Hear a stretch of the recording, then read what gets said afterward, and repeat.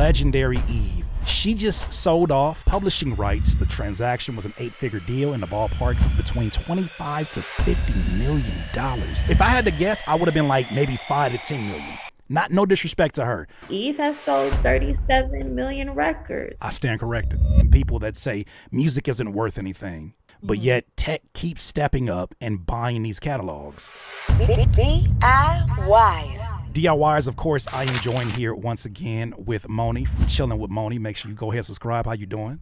Good, we're good. With that said, we got another story here. This one specifically is talking about two different things, and I want to ease this conversation in a way where it may not seem like they're connected, but they are connected. Shout out to Eve, the legendary Eve. She just sold off, like many other artists have before, publishing rights to the catalog of the double platinum selling and Grammy award winning artist Eve for between 25 and $50 million.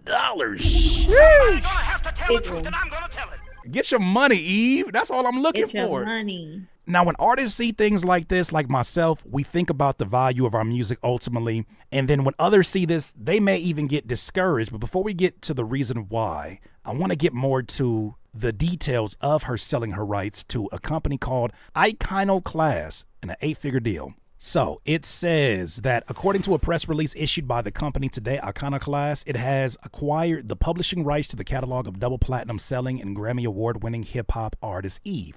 Sources tell Music Business Worldwide, where this is on, that the transaction was an 8-figure deal in the ballpark of between 25 to $50 million. Look, Moni, talk to me. I know Eve got some bangers, Rough Riders. I know she got some elite records. I'm a little surprised to see 25 to because I know her brand in itself. Like, she's not selling off her brand and selling off Eve, which has transformed into movies.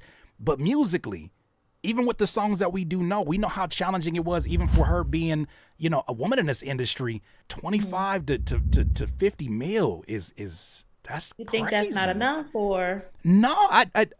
I don't know of enough of her music, I think, to understand how they make those numbers make sense. But then also, too, I know that she existed in a time where physical music was selling like crazy. Yeah. So I could see but 25 million, I if I had to guess, I would have been like maybe 5 to 10 million. No disrespect to her. I just didn't know. I didn't know. I'm gonna be honest with you. I didn't know. Yeah. What's kind of your reaction? Well, you're not wrong, because I think I've seen a lot of people who felt like that was a lot for her. And I just think maybe y'all just forgot about who the put bull in the skirt is. Maybe we did. Because like you said, she was from an era of physical copies where you had to go in the store and buy the music. It wasn't streaming and all of that. Right. And while she doesn't have, I don't think she had like a bunch of number one hits, but I think she had at least 15 top 50s, at least. Her and Gwen Stefani together were like Kobe and Shaq, in my opinion. Now that you bring that up, yeah.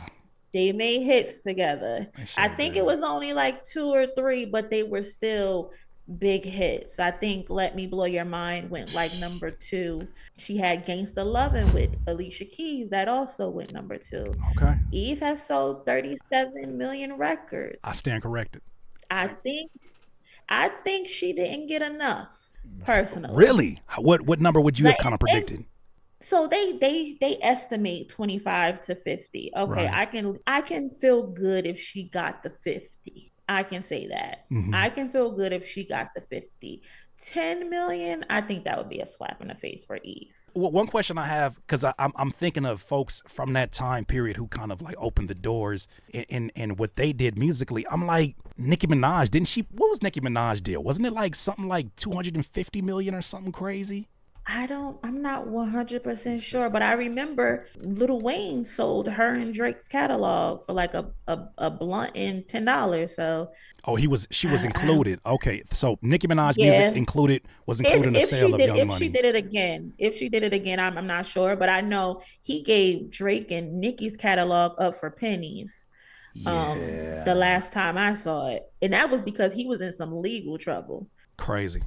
But I wonder, I think he got like 100 million. 100 million. Yeah. It was a part of that deal. Yeah. So if Eve was able to get off with 50 million, love that for her. Yeah. Well, I was Love gonna bring that up for her. Lil Kim. Is what I was gonna bring up before. And like, what would Lil Kim's catalog go for? I'm throwing a lot of questions at you, but I'm just like actively I thinking about this. Like, how do they land I on these can numbers? Is it yeah. just about number one songs? Is it just about like what it's currently still moving in terms of streams and sales? Like, how do they I think, properly? yeah, I think that all that would all factor in because why would I buy something that's not selling now? You know what I mean? Right. So I think if we talking little Kim, I can say she would probably get a cool 75 to 100. Mm, I would believe so. But as far as Eve, I just think a lot of she was just like very underrated when it comes to female rap, and sometimes she was a bit forgettable because she didn't put out as much music. I think the last album she put out was probably 2013, 2014. So mm, when it's out of sight, it's like out of sight, out of mind.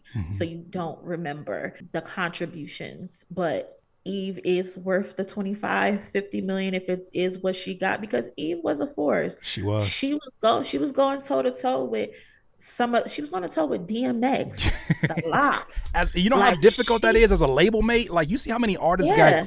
got cannibalized because they were signed to an artist. Matter of fact, isn't Mhm. Saint Lunatics suing Nelly right now? Yeah, For that's what I read that they're suing him. They thought they were getting credits on things and they didn't get anything. right.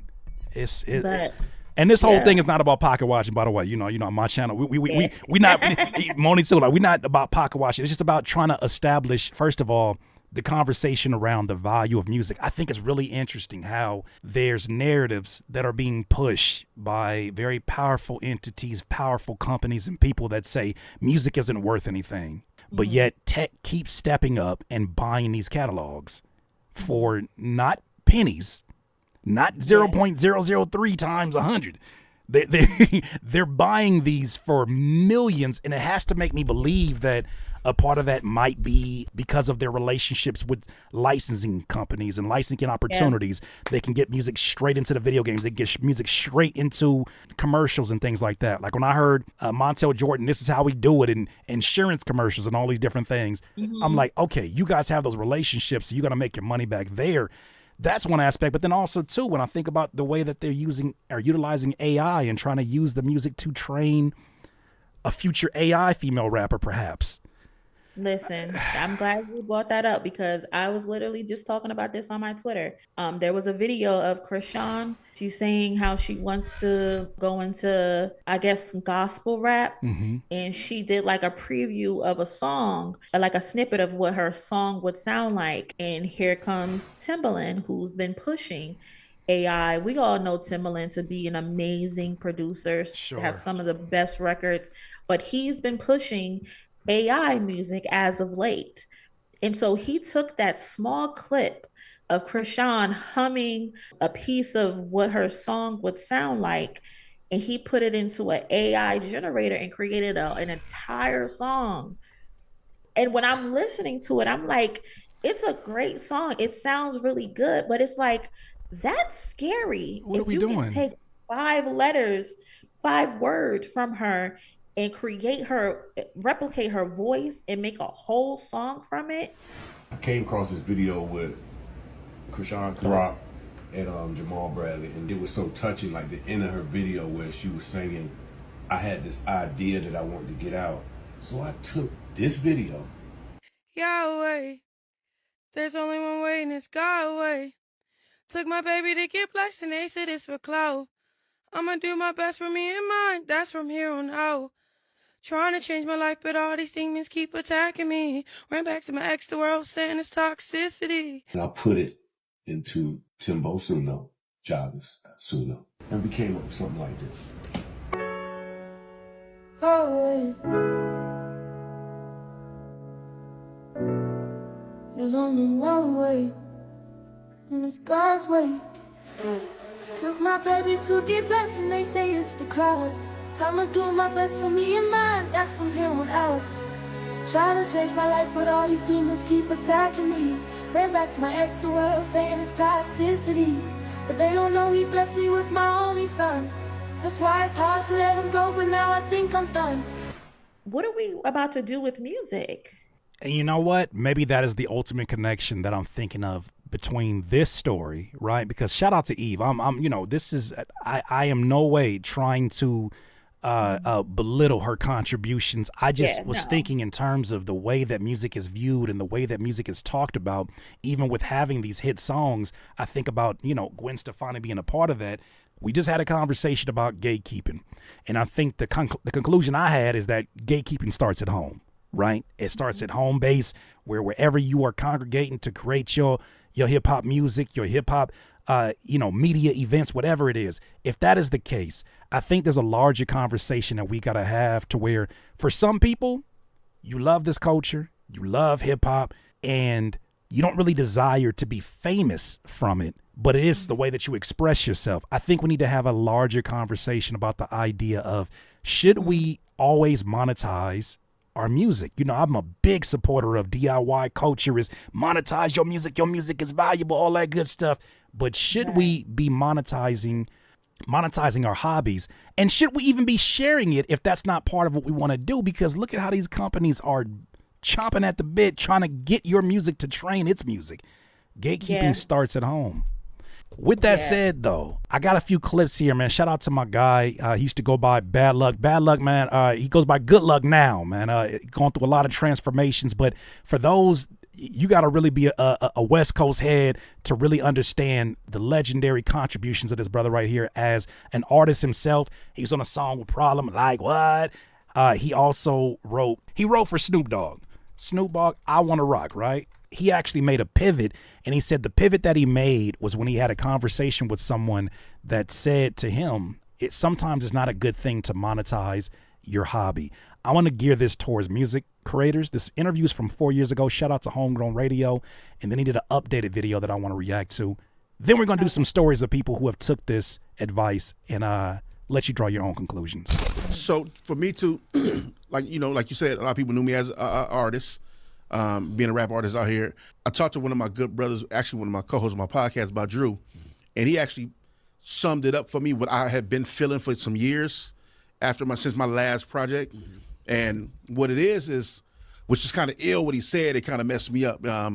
But then it made all the sense in the world. He said, the problem is a lot of times people don't like to admit this, or they don't know, where it's not always good to monetize your passion. And what happens is that we're told these cliche things, which in some form of fashion can be right, where, find what you love to do and get paid from it, right? You heard everybody. I definitely posted something like that on Twitter. Daily. A lot of us have. Yeah. Most of us have, right? Because we're all trying to get somewhere. What happens is that you once you get into the thick of the under the layers of what that means, sometimes you aren't prepared for what that looks like. So, it's like me being a rapper, right? So I love the art form of rap music. Now, what happens is everything that come with the rap music business, I didn't like. Mm-hmm. So what happens is doing things I don't want to do is already a problem. As I started to get older also, that's already a problem for me, right? It is not about me being lazy or not want to hustle, do the work. It's like when it comes to certain kind of energy, I don't want to deal with it or be in the same room with certain kind of energy. Give me an example. For example, a lot of people don't know this. I hate performing. Really? Absolutely. Crazy. Absolutely. You're not fucking with it at all. I hate it. Wow. Every time I ever performed, I understand my blessings and opportunities. And I look at things as amazing, performing in front of 20,000, 30,000 people. In that moment, it's amazing, right? Mm-hmm. But before and after that, I'd rather had not. You know what I mean? Now I charge to the game as a memory and experience, part of the adventure, part of the story, right? But all I want to do is write the rap, put this rap on a song, and that song go do whatever it does. Now, Moni, when I tell you, and I'm not sure how many folks that you have relationships with as artists, just in your day-to-day, I know way too many artists. And I know them to a fault sometimes, where I hear these stories all the time where there are people with God-given gifts who really like only one or two aspects of this and detest the rest of it. I'm actually one of them. I don't like late night studio sessions. I didn't like late night studio sessions when I know I had to drive back home and all these different things. And it became inconveniencing to the very lifestyle that I wanted to enjoy as a result of this. But what I think about is those people with God-given gifts, and this is still connected to the conversation of gatekeeping, some of them love it so much that they're willing to give it out to the world for absolutely free and not gatekeep it, and then give access to any and everybody, like you said, Timbaland earlier, taking a snippet of something and making a song. It's almost like even if you're not monetizing it, you still got to do a bit of gatekeeping to protect your art form still, because once again, it's something that is of the culture. It's something that you worked on. It's a God-given gift that you have been given. What do you think about this topic? Because I know it's a lot broader than just music, not rushing to monetize your hobbies. I think with monetizing your passion, there comes, of course, like pros and cons. As with anything in life, there's, of course, the fact that you are now doing what you love, and that's now your main focus. And you could put other things on a back burner, like if you had a 9 to 5 that takes up most of your day. Right. Where with that 9 to 5, you're like burnt out by the end of the day for making sure someone else's passion is still thriving and that they decided to monetize off of it. But now your passion is now your focus, and the goal is to make money from it. But the con that comes with it is that now you have to make sure your ends are meeting monetarily. And if you aren't, then there's no money coming in. And then the bill collectors are calling to collect. They don't care you didn't hit them views this week. They don't care you didn't book that photo shoot because you want to be a photographer. Right. They don't care you aren't getting those plays on that SoundCloud. Then it's like, then what?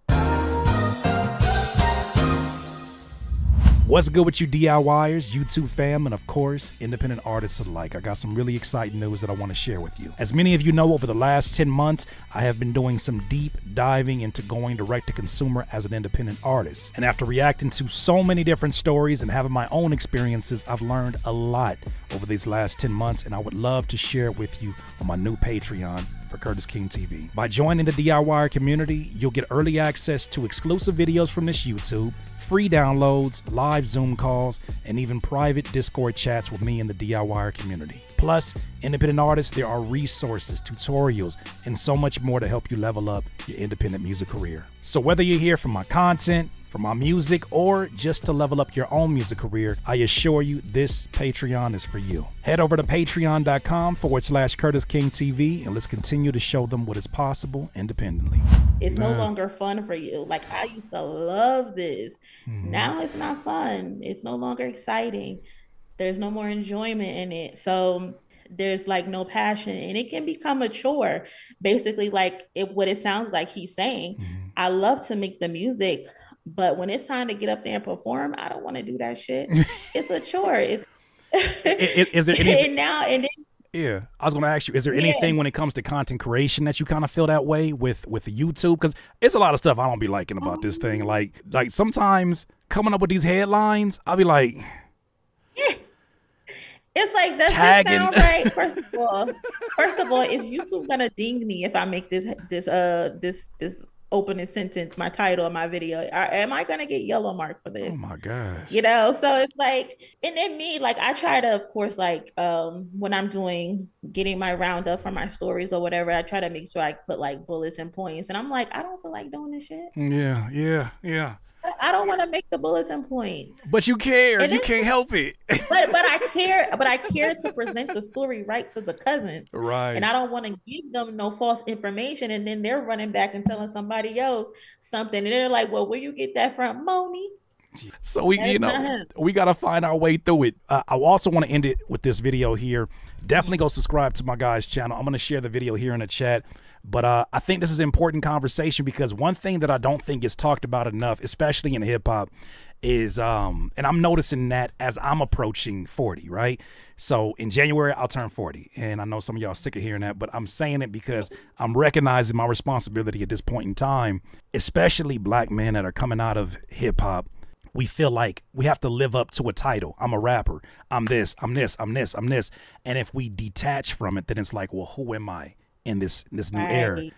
So with that said, I think it's dope that these conversations are starting to reach their way, because we're seeing examples of folks that are realizing that for them, rap was a vehicle for them to get into their true their true calling, right? You could have a passion for something that leads you into your calling. I'm gonna let good luck cook this one for the end of this video. This video is actually really dope. It goes more into detail about whether or not to monetize your hobby.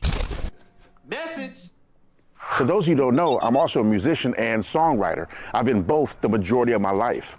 I've written for and performed with some of the biggest artists in the world. Now, though I love rap music, I never loved it enough to subject myself to the music industry. And though I love the craft, I never loved the demands of becoming an artist professionally. And that profession almost killed the passion for said craft.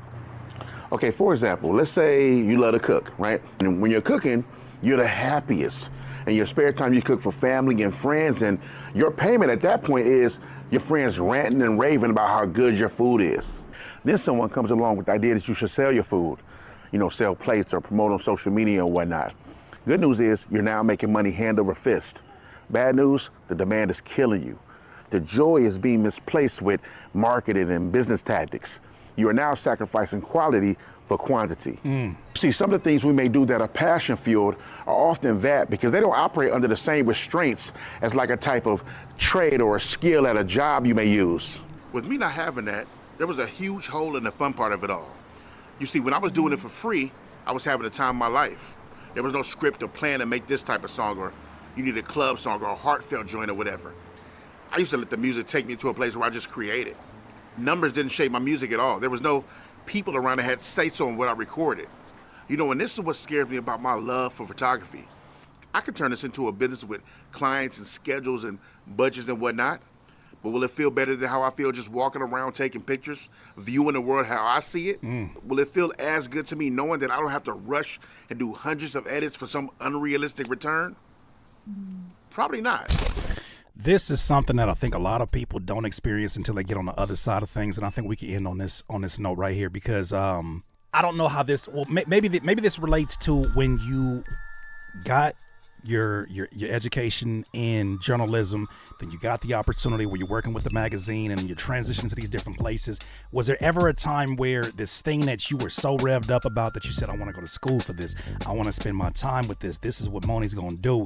Was there ever a time that you actually got into doing the work and it became, you know, either something that you were relying upon for income or whatever, it became a job and you realized like, oh, it's no longer doing it for the love no more. Like this is just to make ends meet. So you're saying, what happens when that happens? Because some people kind of speak to it and they think like this imaginary world of, you know, when I finally am able to make money off my music and do this full time, everything's gonna be perfect. And it's like, that's when the real shit starts.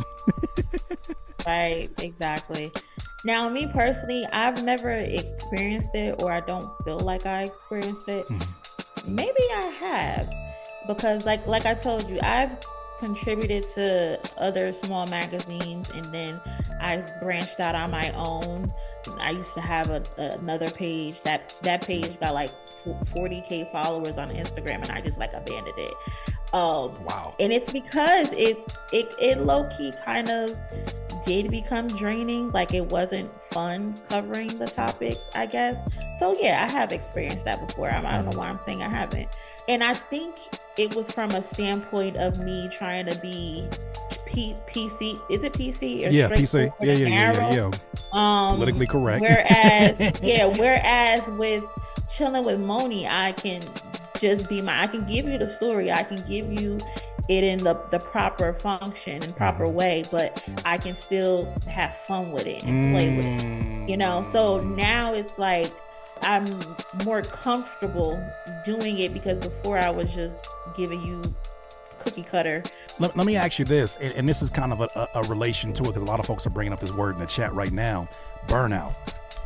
As you're starting to uptick all this content, I'm gonna tell you right now, sis, like cousin, we cousins now. These bags are getting heavier and heavier, and this is the first time that I've been like full-time independent hip-hop media, but also full-time independent artist as well. Like I've done one of the other at one point, but balancing both of those has been kicking my ass. And I think it reached a bit of a head like within the last month or so, last few weeks, after doing a campaign for an album, after doing the content back to back. I'm gonna tell you like this damn Kendrick dropping shit out of nowhere. You talked about it in one of your videos. PTSD. I like sleep, Kendrick. Hey man. 6:16 is an early time to release a song, brother. Listen, I get why.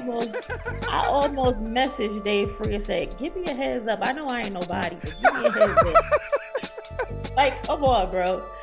Like, Jesus Christ. But I say all this to say, with all this stuff and the unpredictable nature of the things that we cover and the expectation, your cousins want to hear from you, my DIYers want to hear from me. How do you kind of either prevent or how do you, I'm asking this as a real personal question, how do you kind of work through burnout? Because like you're balancing a lot of things. To be honest, I'm still trying to figure that out. I'm gonna be real with you. I'm still trying to figure it out because like I said, I do work a 9 to 5.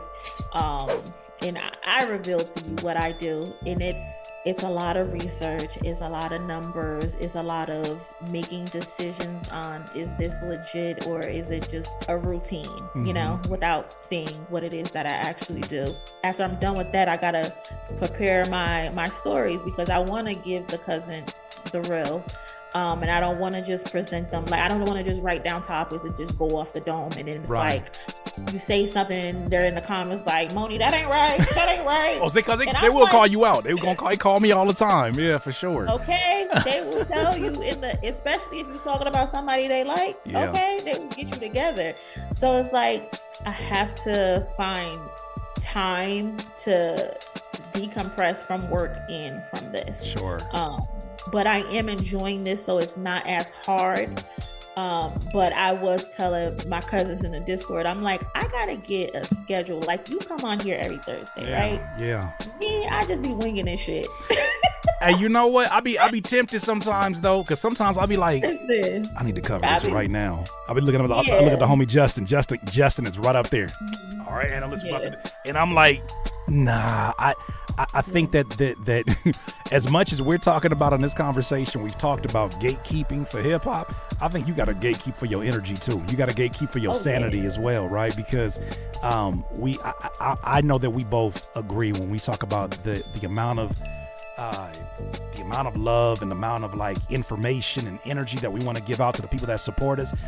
It's we want to make sure it's an endless flow, but damn it, if you don't take care of numero uno, if you don't take care of yourself, man, it can be something that will for sure catch up. And I'm at the point of the time where every December I take a whole month off and I just have content going up because I need that for myself, away from a device, away from these computers.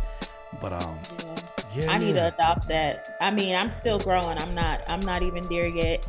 And sometimes the cousins come in my Twitter, when you going live? And I'm like,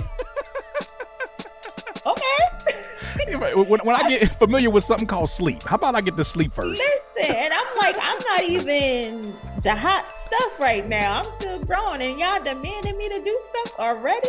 Yeah. I'm like, Jesus Christ. Because they need to hear from you. But I appreciate it, and I love, and I'm glad, and I'm appreciative that people are enjoying the stuff that I said. Because at first I'm like, who the hell want to listen to me talk about stuff? Like, they don't want to listen to me, but people are listening to me, and I'm thankful.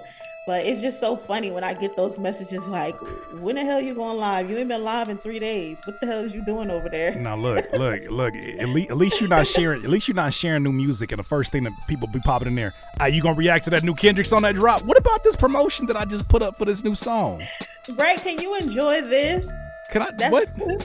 I'll be putting up on barbecuing today. After you finish barbecuing, you gonna do a reaction to top 5 and what he said about Fig Munity. And I'm like, no, not today, not today. Like no. Like, I don't want to listen to top 5 today. I don't actually, not in my. You know what? I have off days. I have days I just want to take off. But with that said, DIYers, those are our thoughts. Please let me know your thoughts down here in the comments. DIYers, if you enjoyed this content, make sure that you hit the like button and maybe even consider subscribing. Come on, man. Stop being greedy. Peace.